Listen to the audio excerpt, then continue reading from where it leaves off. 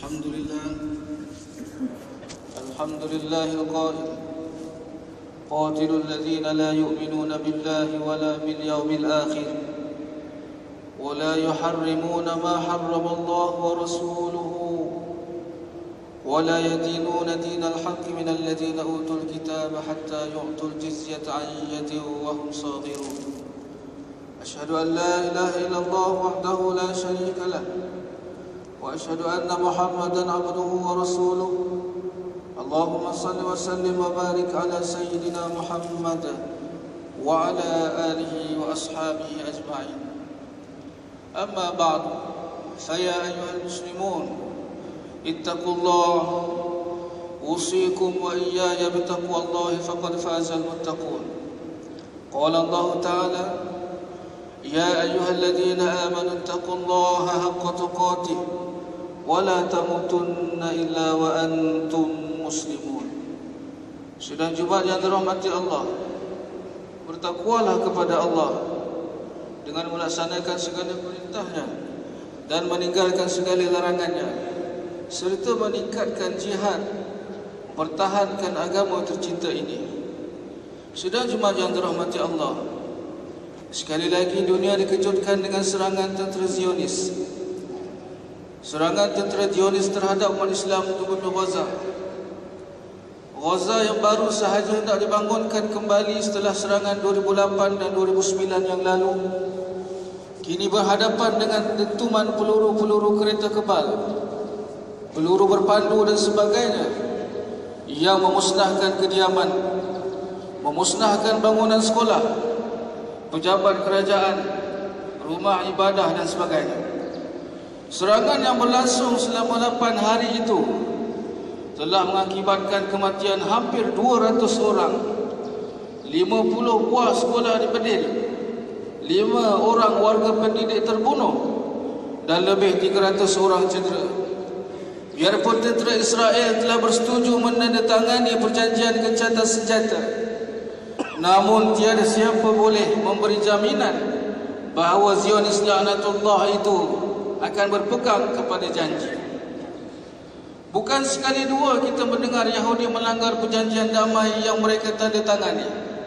Sesungguhnya ia telah berlarutan sejak sekian lama, dan ia adalah usaha dan pakatan jahat kuasa-kuasa besar dunia. Selepas perjanjian Balfour pada tahun 1917, British mengisytiharkan desakan supaya menubuhkan sebuah negara, khususnya bagi orang Yahudi di atas bumi Islam Palestin, dengan sokongan daripada Amerika Syarikat dan Rusia. Pada 9 April 1948, kumpulan pengganas Yahudi menyerang dan membunuh 250 orang umat Islam di Dir Yasin. Sebahagian yang terbunuh adalah kaum wanita yang lemah, warga yang masih hidup diangkut dengan lori dan diarak di hadapan kaum Yahudi untuk dilontar dengan batu.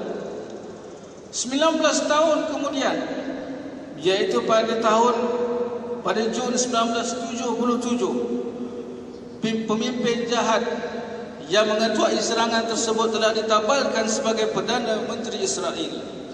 Pada 11 Julai 1948, komando Yahudi diketuai oleh Moshe Dayan menyerang kampung Al-Lad dan membunuh 426 umat Islam. Seramai 176 orang yang berlindung di dalam masjid juga dibunuh dengan kejam. Warga kampung yang masih hidup dihalau keluar dari kampung halaman mereka, menyebabkan sebahagiannya mati kelaparan di pertengahan jalan. Paling tragis adalah pada 16 September 1982, berlakunya pembunuhan kejam di perkhidmatan pelarian Palestin di Subra dan Shatila. Sidang Jumaat para hadirin sekalian, mengapakah bangsa Yahudi sanggup melakukan kekejaman sedemikian rupa? Sebenarnya ia bukanlah sesuatu yang menghairankan. Sejarah telah menunjukkan kepada kita bagaimana kaum ini sanggup membunuh para nabi dari kalangan bangsa mereka sendiri. Mereka menunjukkan sikap biadab terhadap Nabi Musa dan Harun. Mereka memburu Nabi Isa Mereka memotong dan mengerat batang tubuh Nabi Zakaria. Bahkan mereka pernah membunuh 300 orang Nabi dalam satu masa. Firman Allah Subhanahu wa taala dalam surah Ali Imran ayat ke-21, Innal ladzina yakfuruna bi ayatillah wa yaqtuluna an-nabiyyina bighairi haqq wa yaqtuluna alladhina ya'muruna bil qisti minan nas fabashshirhum bi'adzabin alim. Sesungguhnya orang yang mengingkari ayat keterangan Allah, membunuh nabi-nabi tanpa alasan yang benar, dan membunuh orang yang menyuruh berlaku adil di kalangan manusia, maka sampaikanlah berita yang mengembirakan kepada mereka akan adanya azab yang pedih. Sidang jemaah yang dirahmati Allah, marilah kita membantu saudara seagama kita yang sedang ditindas dan diperangi dengan berbagai bentuk bantuan. Antaranya adalah yang pertama, marilah kita menadah tangan kehadap Allah Subhanahu wa taala, memohon supaya diberikan pertolongan dan kesabaran kepada mereka. Kita sering berdoa supaya dipanjangkan umur, supaya dimurahkan rezeki, diberi kejayaan anak-anak dalam peperiksaan dan sebagainya.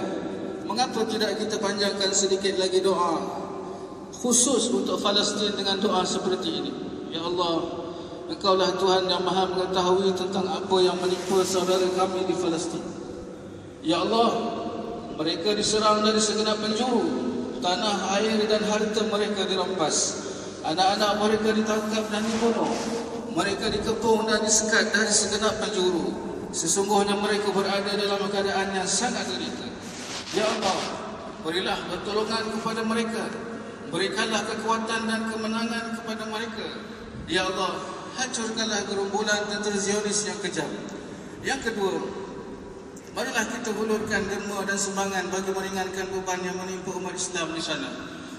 Peruntukkanlah sebahagian daripada gaji atau pendapatan kita untuk melaksanakan tanggungjawab membantu saudara-saudara kita yang dizalimi. Yang ketiga, mimbar hari ini menyeru supaya umat Islam memulau atau memboikot barangan daripada Israel, Amerika Syarikat dan negara-negara yang bersekutu dengannya. Yang keempat, mimbar juga menyeru syarikat-syarikat dalam negara ini agar tidak menjalankan ataupun tidak menjalinkan hubungan dagang dengan mana-mana syarikat dari negara haram Israel.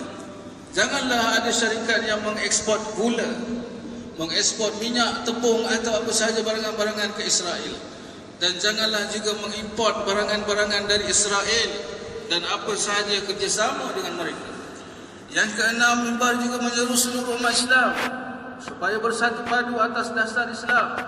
Hilangkanlah persengketaan, angkatlah Al-Quran menjadi perlembagaan hidup. Sesungguhnya dengan berpegang teguh kepada Islam sahaja kita akan dihormati dan digeruni oleh bangsa-bangsa lain. Sudah sampai masanya semua negara umat Islam mengenepikan segala persengketaan dan seterusnya berpakat dan bersatu menggerakkan pasukan tentera untuk menundukkan keangkuhan dan kesombongan bangsa Yahudi. Ayo, bersatulah kaum muslimin sekalian, ketepikan segala persengketaan. Yakinlah dengan pertolongan Allah sebagaimana yang disebut dalam hadis daripada Abu Hurairah radhiyallahu anhu bahawa baginda Nabi sallallahu alaihi wasallam bersabda, la taqumu as-sa'ah hatta yuqatil al-muslimuna al-yahud fayaqtuluhum al-muslimuna hatta yaftabi al-yahudi min wara'i al-hajar wash-shajar fayaqulu al-hajar aw ash-shajar ya muslim ya 'abdallah hadha yahudiyyun khalfi fata'al faqtulhu illa al-gharqad fa innahu min syajar al-yahud. Yang bermaksud tidak akan berlaku kiamat hinggalah orang Islam berjaya memerangi kaum Yahudi, lantas berjaya membunuh mereka hingga menyebabkan sebahagian Yahudi lari bersembunyi di sebalik pokok kayu dan batu.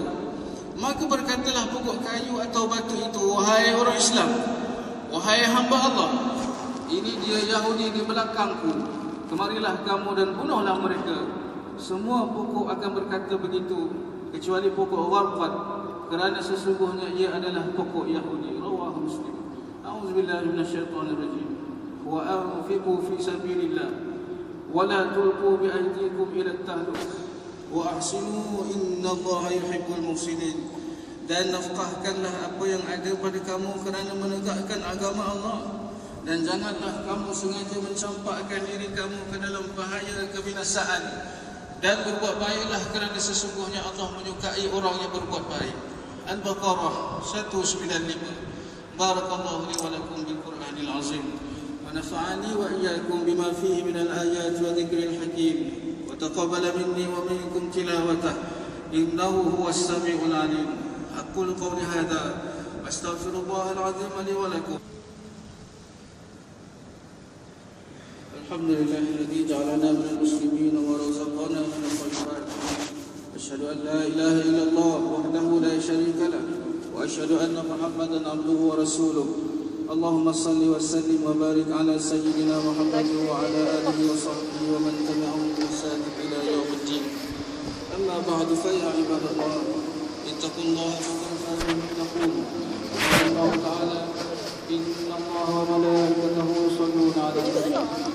Ya ayyuhalladzina amanu sallu 'alaihi wa sallimu taslima. Allahumma shalli wa sallim ala sayyidil mursalin wa radallahu an ashabihi wa azwajihi wa dhurriyyatihi ajma'in. Allahumma ighfir lil muslimina wal muslimat wal mu'minina wal mu'minat al ahya'i minhum wal amwat innaka sami'un qaribun mujibud da'awat wa ya qadiyal hajat. Allahumma inna nas'aluka wa natawassalu ilayka bi nabiyyika al-amin wa nas'aluka bi asma'ika al-husna wa sifatika al-'uzma an tahfadha bi 'ayni inayatika ar-rabbaniyah wa bi wiqayatika as-samadaniyah jalalata malikina al-mu'azzam Sultan Selangor Sultan Sharafuddin Idris Shah Al-Hajj ibn al-marhum Sultan Salahuddin Abdul Aziz Shah Al-Hajj.